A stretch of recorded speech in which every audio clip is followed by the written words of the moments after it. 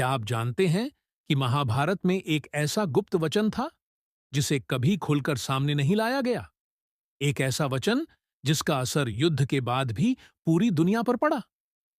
क्या होता अगर इस वचन को पूरा किया गया होता? क्या महाभारत के बाद एक और बड़ा युद्ध होता?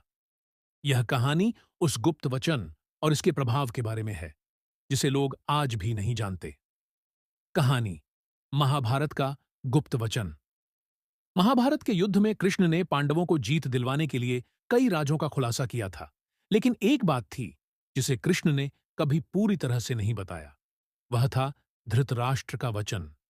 धृतराष्ट्र, जो युद्ध के बाद भी अपने अंधेपन और दुविधाओं में जी रहे थे, उन्होंने एक गुप्त वचन लिया था जो पांडवों और कौरवों के बीच के युद्ध से कहीं अधिक बड़ा था। कृष्ण के सामने धृतराष्ट्र ने एक वचन लिया था जिसमें वह अपने पुत्र दुर्योधन को छोड़कर पांडवों की मदद करने का निर्णय लेते हैं, लेकिन एक शर्त पर। उनका वचन था कि युद्ध समाप्त होने के बाद पांडवों को संजीवनी प्रदान करने के बदले में उनका एक बेटा दुर्योधन जीवित रहना चाहिए। धृतराष्ट्र का यह वचन, जो पूरी दुनिया से छुपा हुआ था, एक दिन सामने आया।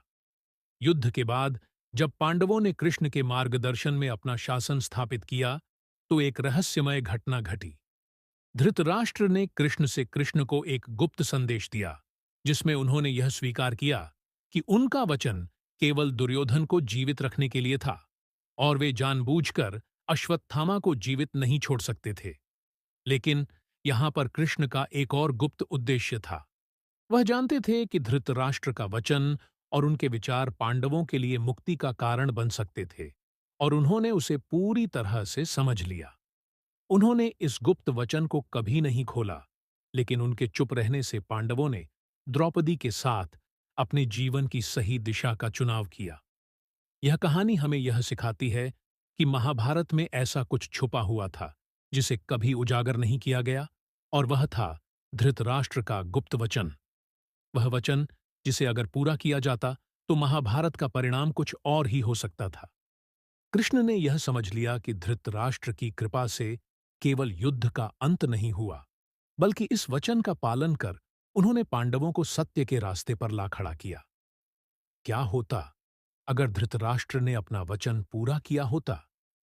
क्या युद्ध का परिणाम कुछ और होता? क्या पांडवों के पास एक और युद्ध की तैयारी होती? यह गुप्त वचन आज भी हमारे इतिहास का सबसे बड़ा राज बना हुआ है, और शायद यही कारण है कि महाभारत के हर एक पहलू पर कभी न कभी